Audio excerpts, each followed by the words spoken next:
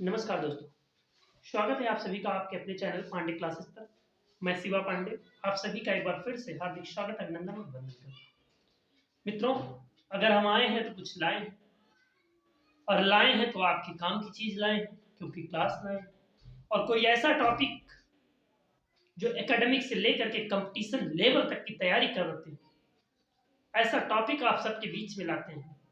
आप क्लास को देखिए, लाइक करिए, सब्सक्राइब करिए, जितना हो सकता है शेयर करिए सोशल मीडिया के माध्यम से, फेसबुक से, व्हाट्सएप से, कहीं से भी आप अपने फ्रेंडों को शेयर करिए, इस क्लास को शेयर करिए।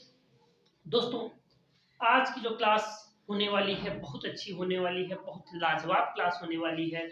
और वो क्लास जो होगी, हमने पहले ही बताया, एक ऐसी क्लास जो एकेडमिक से लेकर के कंपटीशन तक की तैयारी कराने। दोस्तों, क्लास होगी सूक्ष्म जीव की। बायो की क्लास होगी सूक्ष्म जीव की। सूक्ष्म जीव होते क्या हैं, सूक्ष्म जीवों को देखते क्या है। अच्छा, सूक्ष्म जीव क्या होते हैं, सबसे पहली बात तो हमारी, जैसे हमने बता दिया सूक्ष्म जीव होते क्या है बच्चा। मैंने कहा सूक्ष्म जीव क्या होते हैं, तो सूक्ष्म का मतलब क्या होता है बच्चा, अत्यंत छोटे, अत्यंत छोटे। और जीव यानी वे जीव जो आकार में क्या हो, अत्यंत छोटे हो, जिनको नग्न आंखों से नहीं देख सकते हैं। नग्न आंखों से कहने का मतलब है आप अपनी डायरेक्ट अपनी आंखों के द्वारा सूक्ष्म जीव को नहीं देख सकते हैं। अर्थात वे अत्यंत छोटे जीव जिनको नग्न आंखों से नहीं देख सकते हैं, जिनको देखने के लिए किसका प्रयोग करते हैं। हमने लिखा है शुरुआत में सूक्ष्म जीव, तो सूक्ष्म और दर्शी मतलब देखना।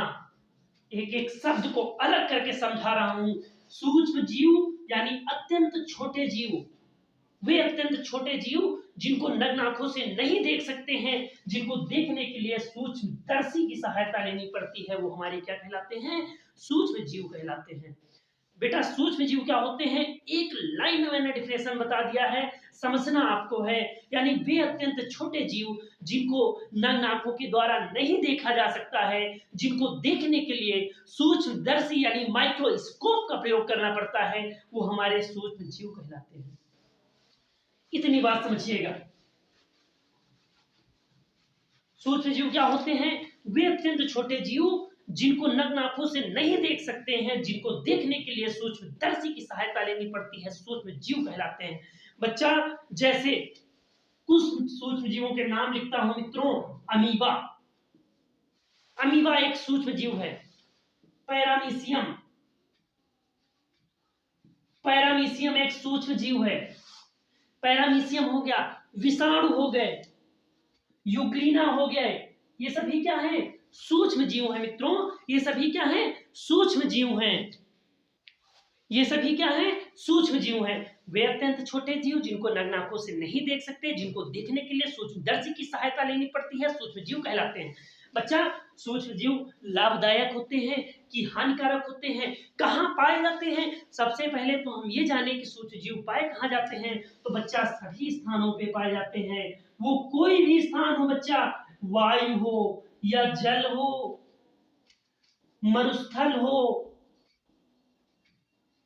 दलदल हो, या सभी सजीवों के शरीर में पाए जाते हैं। सूक्ष्म जीव सब स्थान पे पाए जाते हैं, कोई ऐसा स्थान नहीं जहां पे सूक्ष्म जीव ना पाए जाए। वायु पे, जल पे, मरुस्थल पे, दलदल पे, सजीवों के शरीर में, सभी जगह सूक्ष्म जीव पाए जाते हैं, सभी जगह सूक्ष्म जीवों का निवास है बच्चा। अब सूक्ष्म जीव लाभदायक होते कि हानिकारक होते, तो जान लो बच्चा। अगर किसी दवा का लाभ है तो हानि भी है, साइड इफेक्ट भी है। तो दोस्तों, सूक्ष्म जीव लाभदायक भी होते हैं और हानिकारक भी होते हैं। बच्चा, लाभदायक कैसे होते हैं, जैसे हम कोई सामग्री बना रहे हैं, इडली बना रहे हैं, डोसा बना रहे हैं, ये बना रहे हैं, तो लाभदायक है, सूक्ष्म जीवों की मदद से बन रही है। इडली डोसा आपने खाया होगा, अगर इडली डोसा भी बनाते हैं तो किसकी मदद से, सूक्ष्म जीवों की मदद से बनता है बच्चा। अगर दवा, कोई भी दवाएं बनाई जा रही हैं, सूक्ष्म जीवों की मदद से बनाई जा रही हैं। अगर दूध से दही, दूध से दही भी बनाते हैं तो सूक्ष्म जीव की मदद से बनाते हैं। दही में एक सूक्ष्म जीव पाया जाता है जिसका नाम होता है लेक्टोकोसिलस। लेक्टोकोसिलस नामक एक सूक्ष्म जीव दही में पाया जाता है जो दूध को दही बनाता है। बच्चा, बीमारियां क्या होती हैं? बीमारियां क्या होती हैं? हानि है, नुकसान करती हैं, बीमारियां होती हैं, हानिकारक भी हैं। जैसे हैजा हो गया, चेचक हो गया, पोलियो हो गया, मलेरिया हो गए, डेंगू हो गए, यह सब किसके द्वारा हो गए? सूक्ष्म जीवों के द्वारा। ये भी बहुत गंभीर विषय है क्योंकि सूक्ष्म जीव हमने बताया आपके लिए लाभदायक भी हैं और हानिकारक भी हैं। लाभ क्या है और हानि क्या है आपके सामने। लेकिन अब सूक्ष्म जीव होते क्या हैं? बता दिया।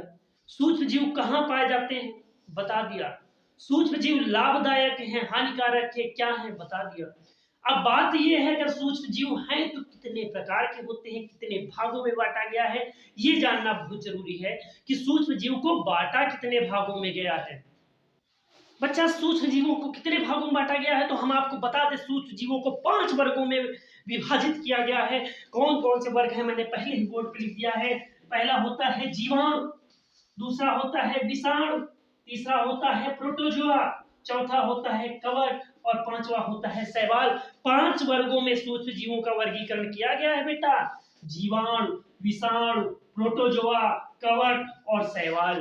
कितने वर्गों में विभाजित किया गया है? 5 वर्गों में। जीवाणु, विषाणु, प्रोटोजोआ, कवक और शैवाल। बच्चा, एक एक पर चर्चा करेंगे। जीवाणु क्या है, विषाणु क्या है, कवक क्या है, शैवाल क्या है, प्रोटोजोआ क्या है, जीवाणु के द्वारा कौन सी बीमारी होती है, विषाणु के द्वारा कौन सी बीमारी होती है, सब क्लास मिलेंगी। बस लगे रहो शिवा सर के साथ।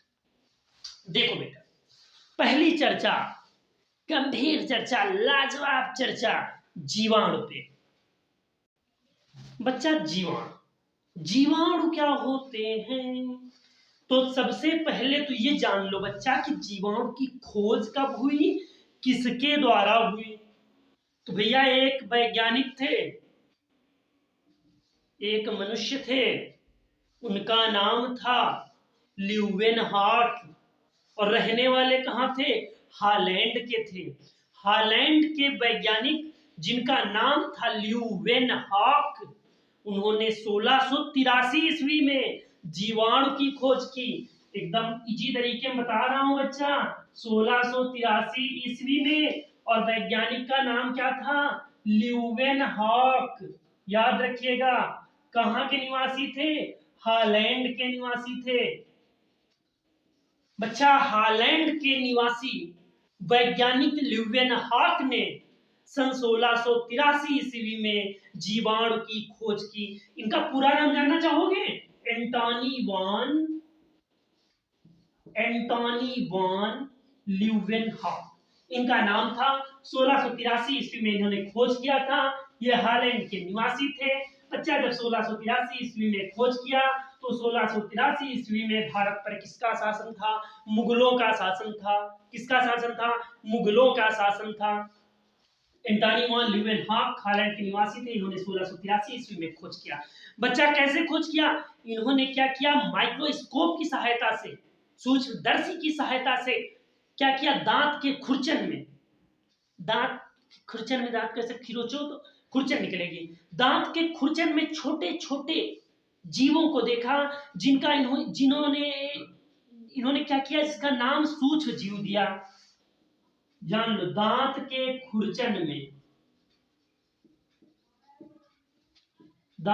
खुरचन में माइक्रोस्कोप की सहायता से देखा, उनको नाम क्या दिया? सूक्ष्म जीव दिया इन्होंने। बच्चा, इसे याद करो।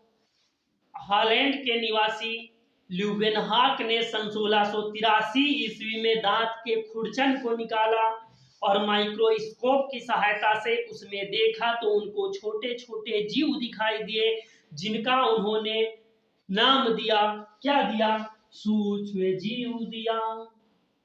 1683 ईस्वी में हॉलैंड के निवासी ल्यूवेनहार्ट ने जीवाणु की खोज की, दांतों के खुरचन को देखा, उसमें सूक्ष्म जीव दिया। इसलिए इनको जो कहा जाता है वो जीवाणु विज्ञान का पिता भी कहते हैं।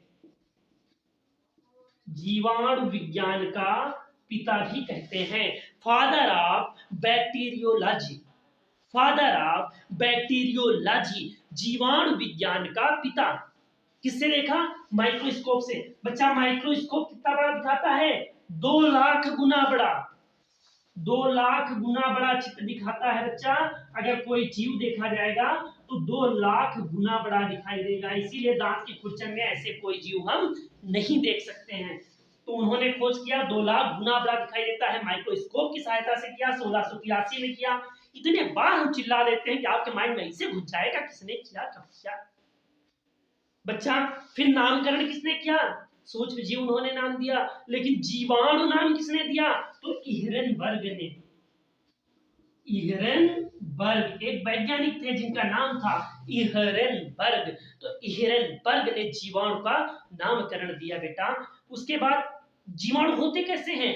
एक कोशिकीय होते हैं, एक कोशिकीय होते हैं और गोलाकार होते हैं। जीवाणु कैसे होते हैं? वे जीव जो एक कोशिकीय होते हैं और कैसे होते हैं? गोलाकार होते हैं। ठीक, वो जीवाणु होते हैं। पहचान कैसे करेंगे? एकदम इजी तरीका बता दे पहचान करने का। बच्चा शब्द के आगे जान तो क्या लिखा होगा? माइको लिखा होगा, माइको लिखा होगा, बैसिलस लिखा होगा, माइको लिखा होगा, बैसिलस लिखा होगा, कोकस लिखा होगा। अगर ये शब्द लिखे हुए हैं किसी शब्द के आगे तो ये जान लीजिए वो जीवाणुओं के नाम लिखे हुए हैं।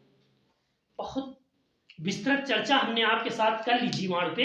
अब जीवाणु के द्वारा होने वाली बीमारियों पर भी चर्चा होगी, विषाणुओं पर भी होगी। और कमेंट करके जरूर बताइएगा आज की क्लास आपको कैसी लगी। मैं अपना 100% देता हूं आपके साथ। बिल्कुल ये लगता है कि आप सब मेरे सामने बैठे हुए हैं। मैं अपना पूरा 100% देता हूं दोस्तों। बहुत बहुत धन्यवाद। क्लास को लाइक करें, सब्सक्राइब करें, अधिक से अधिक मात्रा में शेयर करें। धन्यवाद दोस्तों।